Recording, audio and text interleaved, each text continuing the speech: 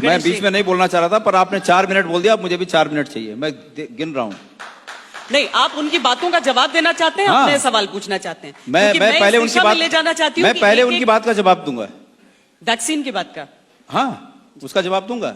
इस देश में अतीत में जितनी महामारियां फैली, कांग्रेस का शासन था, और आपके बाहों पे भी जो चवन्नी जैसा निशान होगा ना, वो कांग्रेस के शासन का निशान है।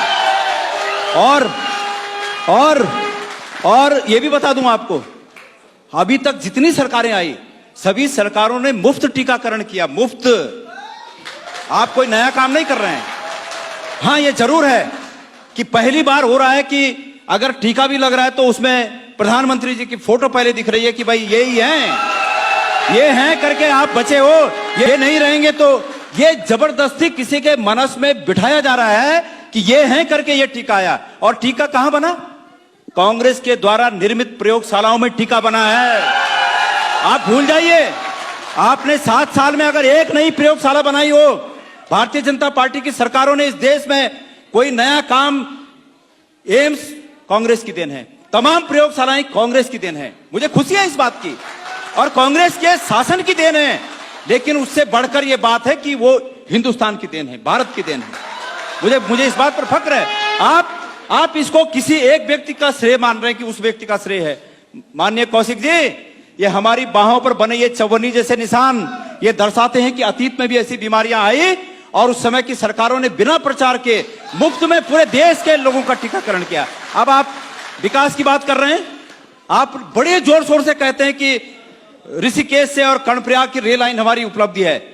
आपकी खाक उपलब्धि है, आप दूसरे के कामों पर कब्जा करने की कोशिश कर रहे हैं। आपको याद दिला दूं, और यह कोशिश नहीं होनी चाहिए।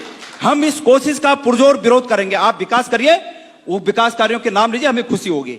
लेकिन Rishikesh Karnaprayag rail line, Antony ji ने उसका शिलान्यास किया, यूपीए 2 की सरकार में उसके लिए बजट पारित हुआ, काम चालू हुआ।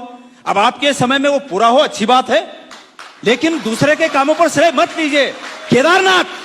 केदारनाथ का पुनर्निर्माण, मैं केदारनाथ का अध्यक्ष था, श्वेता जी, मैं अध्यक्ष था वहां, और प्रत्यक्षदर्शी हूं वहां का, और भगवान केदारनाथ की कसम खा के कह सकता हूं, वहां जितना पुनर्निर्माण हुआ, हरीश रावत जी मुख्यमंत्री थे, उनके कार्यकाल में हुआ। और आप लोगों ने पूरे देश को बताना चाहता हूं, मैं धन्यवाद देना चाहूंगा कि इस राष्ट्रीय चैनल ने मुझे यहां पर आने का मौका दिया। मैं आपके माध्यम से पूरे देश को बताना चाहूंगा, अगर उस केदारनाथ में कुछ बदलाव हुआ तो यह हुआ कि कांग्रेस के समय के पुनर्निर्माण के कार्यों पर जो शिलान्यास के पत्थर कांग्रेस के नेताओं के लगे थे, आपके नेताओं ने आकर उन पत्थरों को साइड करके अपना नाम लगा दिया। इसके अलावा कुछ नहीं किया आपने। तो यह विकास कार्य है, ये गहरी खाई है जिनको पाटना पड़ेगा। आपको इसके लिए जवाबदेह ठहराया जाएगा, और इस